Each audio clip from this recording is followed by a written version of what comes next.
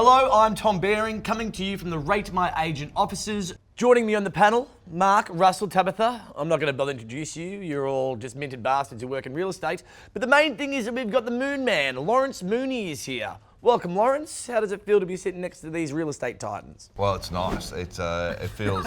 I'm on my guard because they've asked me, have I got finance? And they said they've spoken to the vendor. When they speak to the vendor, you're in over your head, aren't you? Well, so I've never had the luxury of anything like that. Lawrence, you and I met last year at the Rate My Agent Awards. Yes, we did. Lawrence, it was a great night. It was a great night. You know, we got a bit of feedback from that night. Positive? Very positive. We actually said to Lawrence, just to let you guys know, that real estate agents are pretty hard to. They're a pretty boring bunch of people, really. It's white collar work for blue collar people, isn't it? You're pretty much right. The reason that Lawrence is here is to plug the Rate My Agent Awards. Yay! For 2019. They'll be held in February 2019. Lawrence will be hosting once again. RMA, I'll be there. Be a funny bugger. I'll be emceeing, I'll be doing a bit of comedy. You've thrown in a little bit of value added this year too. I've got to interview someone, do I? We're trying to get as much out of you as possible. You were to come here. As per usual. When my agent said, you've got to go and do their TV show, I said, oh, for fuck's sake, what else do these people want? Now, I've got to say, Tom, before we go any further, that wig is ridiculous.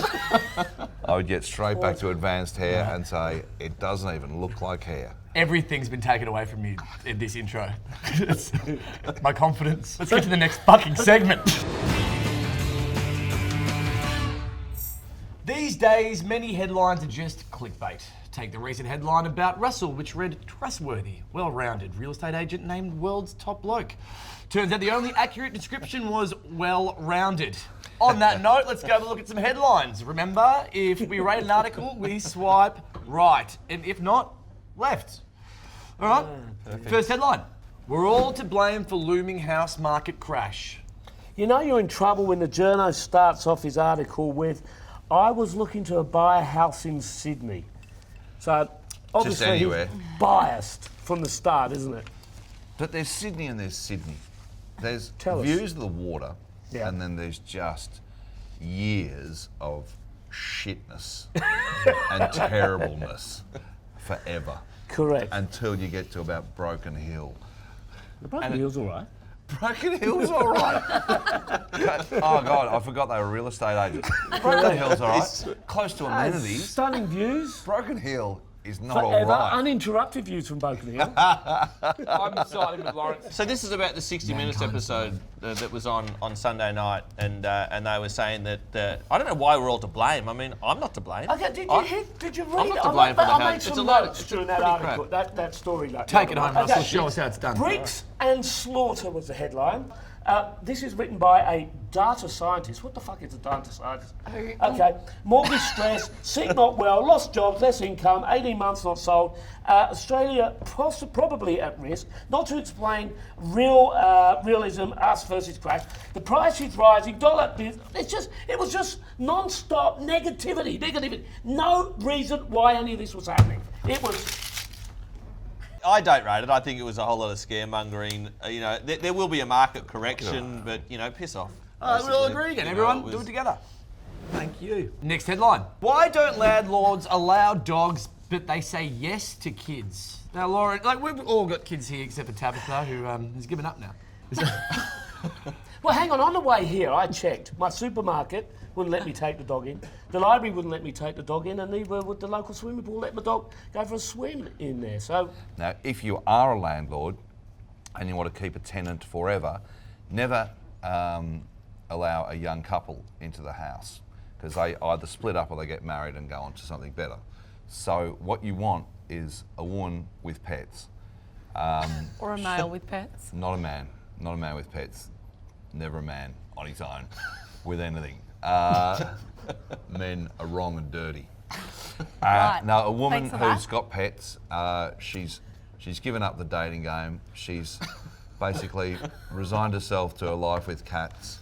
You're an ideal tenant. Lawrence? And she is never going to move. They are words of wisdom. Lock her in. And, you know, she's been working at the Monash Medical Centre for 14 years, and all she does is go to work and come home and feed Or those a buyer's cats. applicant. Oh, You get met in there with her? you. She's a good applicant. Good on you.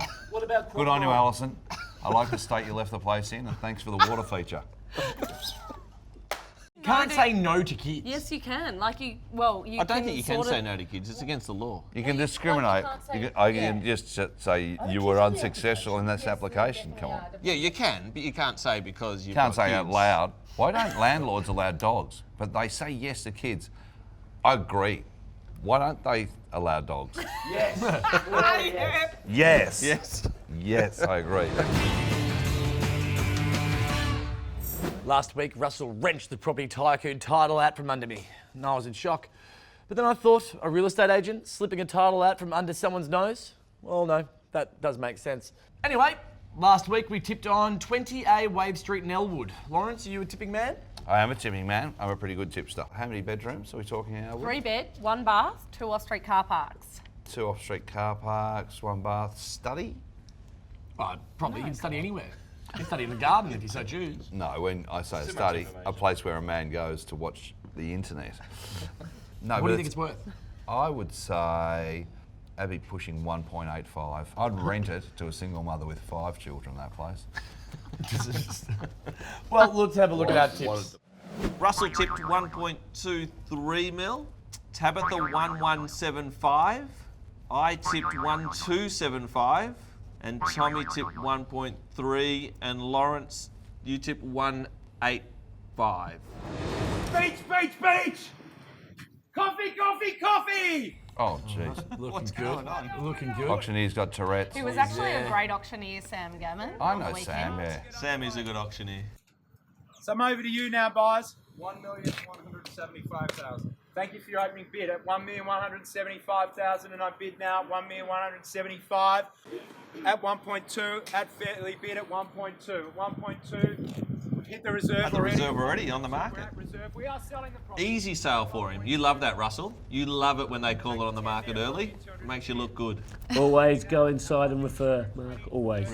1,250,000 I've got. At 1,250,000, 90 now, back with you. At 1,290,000, thank you for your bidding. This is 1,290,000. You're out of it, I'm Tab. well out So of it. if- You're still in it, actually. Lawrence. At 1,220,000, 3,020,000. At 1,320,000 I have. Did he just talk to the plant? For Chisholm and Gaiman. Hello, mate. That was a plant, not a person. These cheeky He's tactics just, they take, come up with. he's just taking a bit out of the letterbox. At 1,350,000. Happy to take another bid there if you like. At 1,350,000 on my right, I'm going to sell with no further advance. Oh, At stop it now, stop it now, stop it now, stop it now. 1,350,000. I'm selling now, no further Come on, advance. come on, the Chinese. Where are they? For the third and the final call. Selling. Selling. Sold, ladies and there you gentlemen. go. Congratulations, I'm back. our bidder.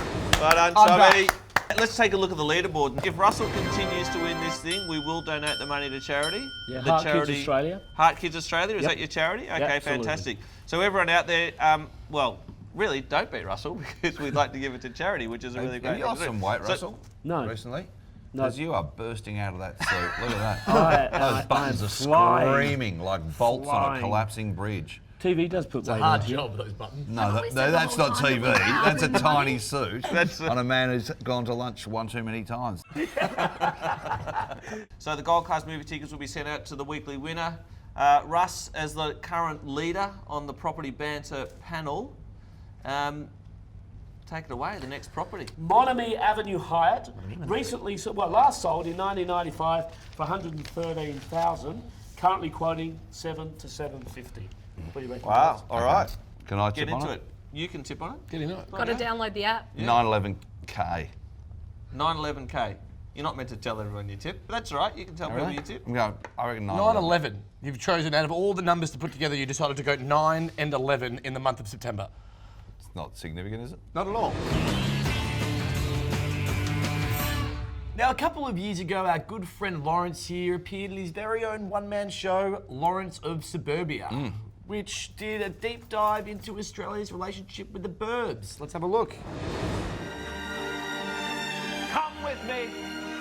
Come with me on a journey back through your reality, up the lower Heidelberg road of your mind to the deep north. Come with me out along Maroondah Highway to the exotic Far East, over the Westgate Bridge to where the sun sets, down the Nepean Highway to the Bayside suburbs. Come with me out along Pascoe Vale Road to God knows where.